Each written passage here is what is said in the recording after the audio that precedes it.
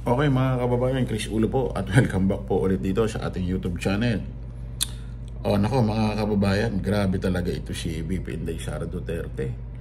Reyna ho yata ito ng confidential fund. Reyna ho yata itong pwede yata natin tawagin tinaguri ang Reyna ng confidential fund. Reyna ng mga pondo, Reyna ng mga plugs sa COA na kung saan.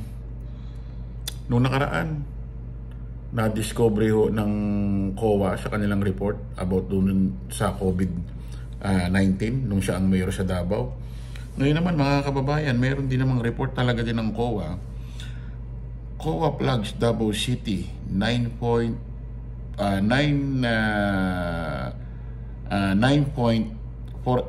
billion asset nung siya ho ang nakaupo ho dyan sa Davao, nung siya ho ang mayor. Grabe itong si Sara Duterte, no? Puro pera ang issue rito sa babaeng ito. Ano meron dito? Ano ba gagawin sa mga pera? Ano ba bibili niyo ba mundo? Ano ba? Tapos yung tatay daing kunyari walang pera. Ano yan? Para mapagtakpan yung mga anak, ganon? No? Fact check, COA flag Davao City for asset.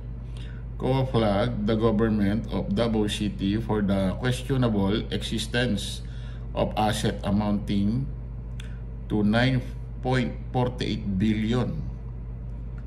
2020 audit report show it. Kita niyo mga kababayan, ano? Grabe itong pamilya Duterte. Sana lang talaga itong paparating hong election 2025 ngayong Mayo. Hindi na ho manalo si Digong John bilang mayor, vice mayor si Baste, puro Nograles nang manalo. Pati ito si Pulong sana hindi na manalo ito ng congressman sa District 1. Manalo yung Migs Nograles. Para malaman pa ho lahat ng taga Davao kung papaano nilustay ginastos ang pondo ninyo.